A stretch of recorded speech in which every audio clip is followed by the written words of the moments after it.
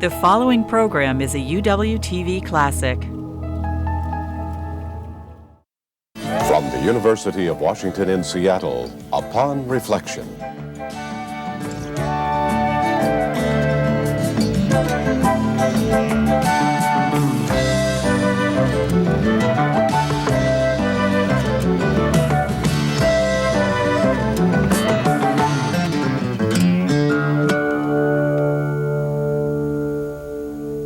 Hello and welcome to Upon Reflection. I'm Marcia Alvar. The Ruth Lilly Prize is considered one of the most prestigious awards given to American poets, established to honor accomplishments that merit extraordinary recognition. In 1991, the Lilly Prize was given to University of Washington English professor David Wagoner. It honors a body of work that spans more than 4 decades and includes poems, novels, and plays. Wagoner is a man of eclectic talents and eclectic interests, a devotee of magic, a collector of tribal masks, and he's our guest today on Upon Reflection. And welcome. Thank you. As a poet, what is the special and unique role of poetry among the art forms? What does poetry give us that other art forms don't? Well, it combines them, I suppose, in a way that none of the other arts quite do. It's the cutting edge of language. It is. It makes use of much of music. Its unique function is that it is perhaps the most dreamlike. The art that is most capable of dreaming with the whole of the mind, in my opinion. The one that most closely combines all the aspects of the mind.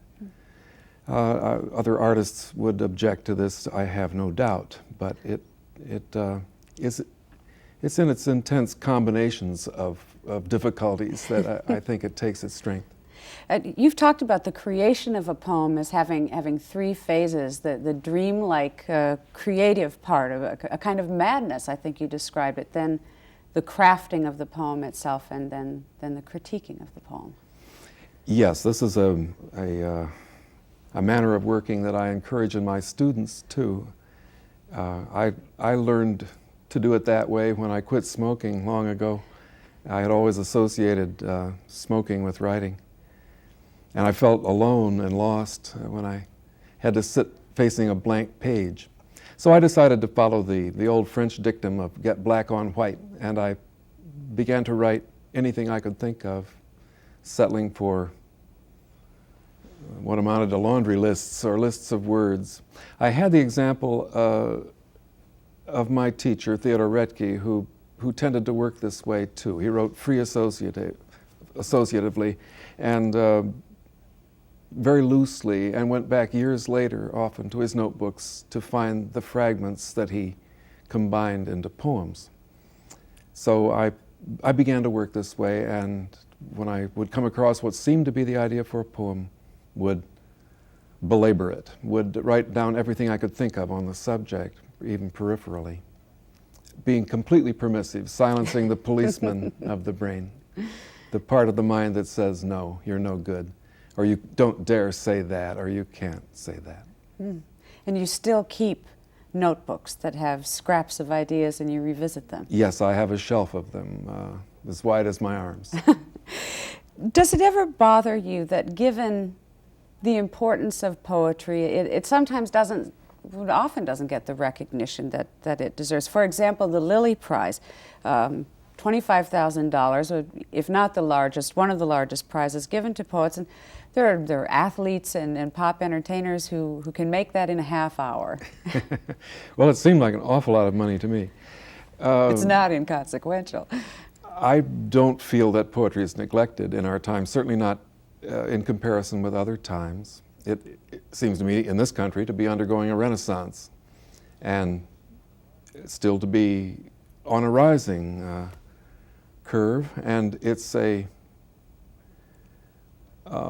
I don't feel neglected. I don't know how other poets feel. And if we don't get the recognition that popular artists do, that is simply an historical fact. You said that's not really the point of poetry anyway. Well, poetry is insidious in this manner. You think of obscure painters whose visions of reality have simply changed the nature of the way we see things. We no longer see the same landscape since Van Gogh or Cézanne. It is true also of poets. They change the nature of reality, and this is a slow process. They're part of an organism, which is the English language in this country, and they are part of its growth. And a poet either, to a certain extent, passes into the language and alters its character, or he or she does not. There have been critics of our culture who say, though, that we among the cultures of the world seem very stubborn in keeping the arts in a sort of separate place. And you think about some other countries in the world where it's not unusual for a poet or a writer or a playwright to become a political leader, but it's hard to think of those two things coming together in this country. Well, there have been some novelists, at least, who have wanted to be political figures. Yeah, it's true, and I suspect it may be because poets in this country are more shrewd than elsewhere. I don't stay out of politics. Yes, that politics is a kind of enemy of poetry, and the political way of thinking is a narrowing of language. Orwell's Politics and the English Language is probably the definitive word on the subject. Politicians want words to behave in ways that poets don't want them to behave. Plato had no place for the poet in the ideal republic because the poet is not contented with things as they are, but wants them to change and wants to change them, and usually in ways that politicians do not. So it's an interesting war and has gone on for a long while. I think politicians have imitated poets satirically, and have used their methods of satire, that is, means invented by poets, like Jonathan Swift. But it's difficult for them to be friends, though Governor Cuomo is a very close friend of Stanley Kunitz, who is treated as a kind of national treasure in New York State. He is the New York State Poet Laureate. And there is one instance, at any rate, where a governor knows a poet.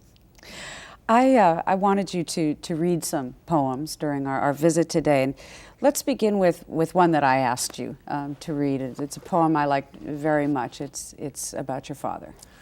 Yes, my father was though he had a degree, magna cum laude in classical languages, worked all his life in a steel mill, where he was a melder in the open hearth.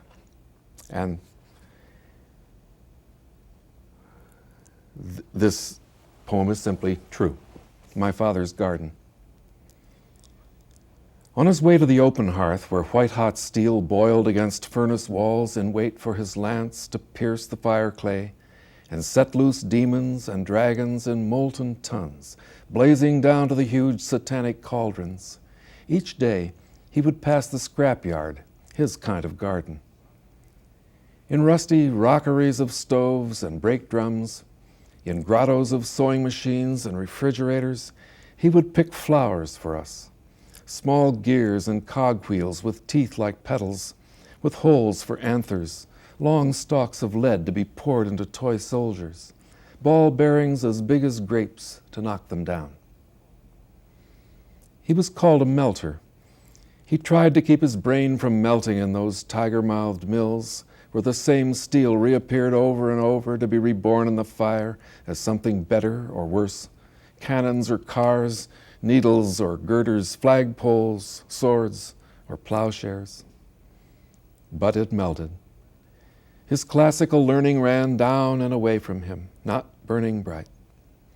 His fingers culled a few cold scraps of Latin and Greek, magna sine laude, for crosswords and brought home lumps of tin and sewer grills as if they were his ripe prize vegetables. It's just a wonderful poem. Thank you. It says a lot about your father, a man you said was sort of shadowed by an unhappiness that was not defined. Well, he had a very good mind, and it frightened him, I think. I don't know what the defining experiences were that did this to him, but it was certainly true that he shied away from experience and didn't use what he knew to help others know. And though he could solve crossword puzzles as though they were some simple form he was filling out, he didn't solve much else, I'm afraid. I heard you say that of all the poems that you've written, you think only a handful of them are really excellent, are poems that you would consider yourself to be great. And as I heard about that, I wondered if a shadow of your father hadn't passed over that comment, that really you were being extraordinarily hard on yourself. I think that my shadow is even thicker than you're suggesting. No, I don't suppose that I have written great poems. Well, I think what I said was that there may be a handful that are as good as I can do. That's quite different. I don't know how good they are. How do you know when you've written one of those poems? What makes one of those poems good? And I don't know for years, often. I've been fooled too many times by high hopes, I think, to allow that to happen anymore. Do you hold that same standard to other people's work? To your own heroes, your own I think writers? not. I think not. I like an awful lot of poems, and I like a lot of poems that are only really good maybe a third of the time or a half the time. It's very hard to be very good all the way through a poem. Sometimes you have to mark time in order to get to the good parts. It's true of plays, too.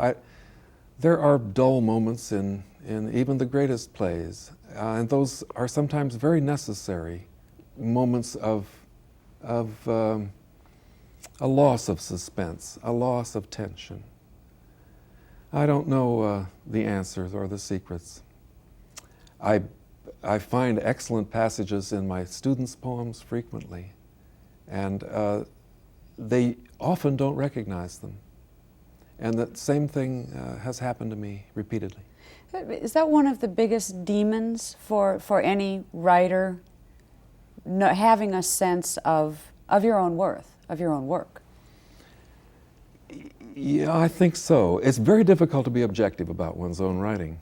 You can't ever experience again reading something of your own for the first time. And many writers I know refuse to look at their work at all.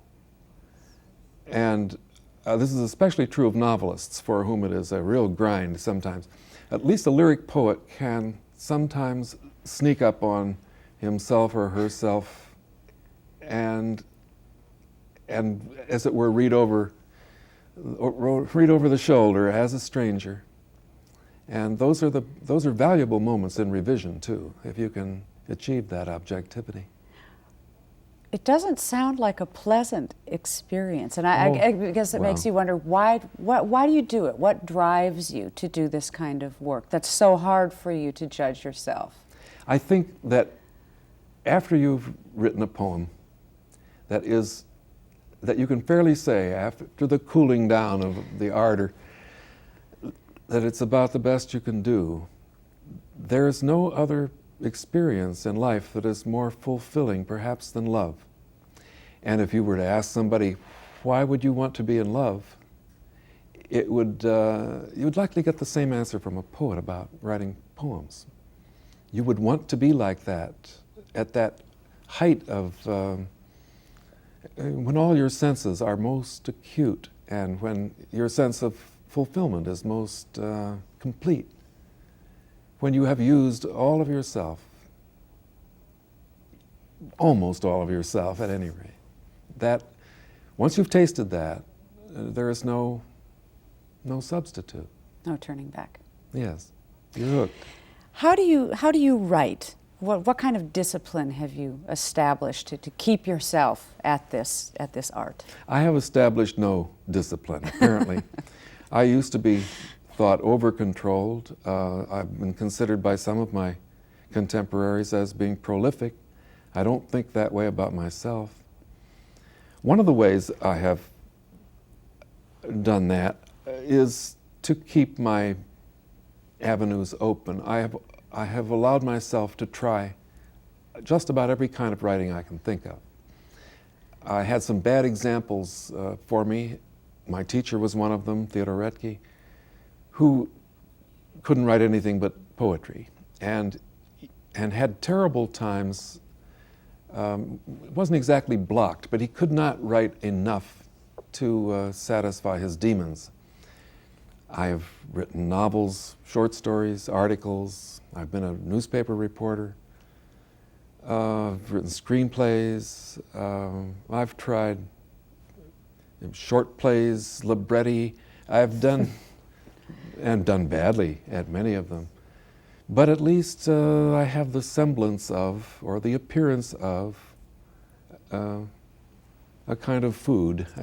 When It's you're the hungry, diversity that's the food, in a sense. perhaps. Versatility, I demanded from myself. I read that when you wake up in the morning and you get ready to write, you don't know who's going to be there, if it's the poet, the playwright, the prose writer.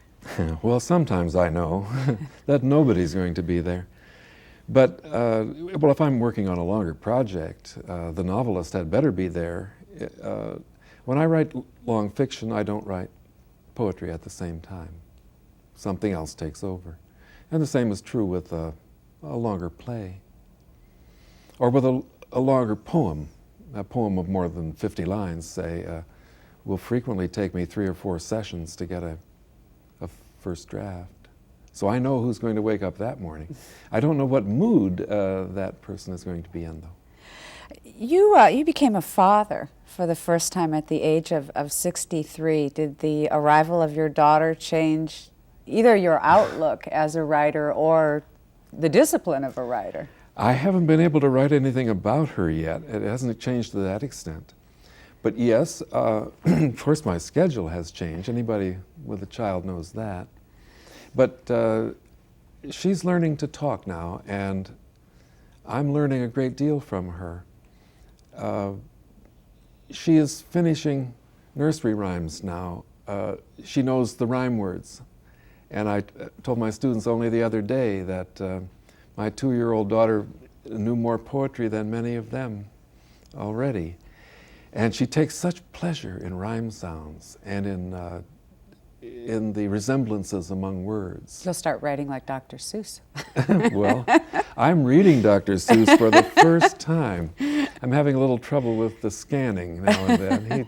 He wasn't the world's greatest, but he has some delicious and delightful moments. You haven't written a poem about your daughter, but you've written a good many poems about nature, and I wanted to talk some about that theme in your writing, and as a way of introduction, have you read one of your poems about nature.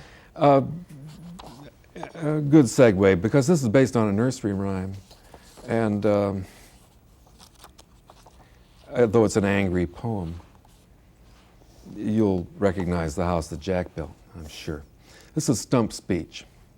I tried to get the name Weyerhaeuser into this, and I had it in the title, Stump Speech in a Forest Clear Cut by the Weyerhaeuser Company. It was called originally, but the editor at the Atlantic Monthly talked me out of it. He said, look, it could be any forest, couldn't it? And I had to agree. So it's Stump Speech. So it's Stump Speech. This is the bark, which is always dead. This is the phloem, which only lives to carry sunlight down from the leaves, then dies into bark, which is always dead. This is the cambium. Every year it thickens another ring to wear and swells the phloem, which only lives to carry sunlight down from the leaves, then dies into bark, which is always dead. This is the xylem. It lifts the rain 200 feet from root to vein out of a cambium well. Each year it thickens another ring to wear and swells the phloem, which only lives to carry sunlight down from the leaves, then dies into bark, which is always dead. This is the heartwood, once locked in as hard as iron by pitch and resin inside the xylem that lifted rain 200 feet from root to vein, now soft as cambium, out to where it thickened a final ringed wear, then shrank like the phloem that swelled with life, called down like sunlight from each leaf behind the bark, which is always dead. And this is the stump I stand beside, once tall, now short as the day it died, and gray as driftwood, its heartwood eaten by years of weather, its xylem rotten and only able to hold the rain 1 cold inch, roots withered and gone, in a shallow basin, a cracked urn whose cambium and phloem now learn to carry nothing down to the dark, inside the broken shell of the bark but a dream of a tree forever dead. And this is the speech that grew instead. Stump speech. When you arrived in the Northwest, one of the things that you said was that you felt like you had arrived in a place where the promises of the earth hadn't been broken. Do you still feel that way? No. No, they've obviously been broken now. And they'd been halfway broken then, I just didn't notice, because it was so extravagantly more productive and beautiful and rich than the place I'd come from, between Gary and Chicago. That I didn't see the flaws then as well, perhaps, as I should have, but I've certainly noticed the changes since. And we all, I think, know what they are. You can't watch television for very long without seeing them recorded and talked about, and treated as frightening aspects of where we are. Is your love of nature, is there a thread that goes from that to this extraordinary and enormous collection of masks that you have? I'm not sure. Of course, the masks come from people, the ones I have at any rate, who are far closer to the earth than I was when I grew up. And I think it may be a part of a religious healing experience that that as I go to them, to their more primitive understanding of the dark human sources than I ever had. I grew up in one of the prime Indian hunting lands, hunting territories of the Midwest. It was so valuable it couldn't belong to any one tribe because they would be at constant war. But I was never told that, never knew it, and never was allowed to make any connection with it. And my Presbyterian and congregational background made no note of it and had no connection with what was outdoors. But the mask makers in New Guinea and in the Northwest Coast knew that far more clearly. Both are products of animism and credited the natural world with being a kind of mask itself for the gods in their various aspects. So I see these masks as something of the kind. Is there also a connection not only with the themes that these masks touch on, but their connection with the act of writing itself? Oh, of course. Anyone who's ever had to invent characters and in fiction and plays and poems and had to use different voices and speak through other sensibilities has recognized the truth of the mask as an emblem of the other. The actor's mask is I think, very. It's a writer's kind of knowledge, as in Hamlet, for instance, where the what is the truth about a character is almost an impossible question to answer. When I look at these masks, I see aspects of myself. As crude and strange as they may be, I'm probably even cruder and stranger to myself in my own ways. You not only write and turn out a great deal of work, but you also teach at the University of Washington. There are some people who feel that teaching is a kind of dues that you have to pay to be able to support what you really want to do, but you feel very strongly about teaching. Oh yes, every bit of energy I've ever given to teaching has come back to me in some form or another. It's part of a cycle in my life. I would teach in any case, I think. I'll teach as long as I can, or they'll let me. And I've been rewarded in so many ways by my students that it's very nearly indescribable. I think they've taught me more about writing than I've ever taught them. Are students today as interested in poetry? You had said some time ago that you feel poetry, an interest in poetry is on the rise. Is that reflected in your students? I feel so. It would be very difficult for them to fool me, too. Yes, I think that there are going to be wonderful poets in this generation. We don't know who they are yet, quite. But that when I say we, I mean we editors and we appreciators of poetry. But they're coming. Will the poetry that's written by your students and their children who will be students, will it be all that different than poetry that was written hundreds of years ago? If I take history as an example, I will have to say that they will certainly try to make it so, but it will be less different than they think it is. This is probably the sad truth about novelty in literature or innovation. The more things change, the more they're the same, is the old saying. I think it comes in cycles of excessive freedom and excessive restriction, and I don't know where they'll place themselves. We're entering a new conservative era. But there are aspects of poetry that are and will remain timeless.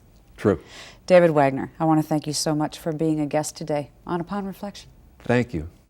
To see more UWTV classics, visit uwtv.org/classics.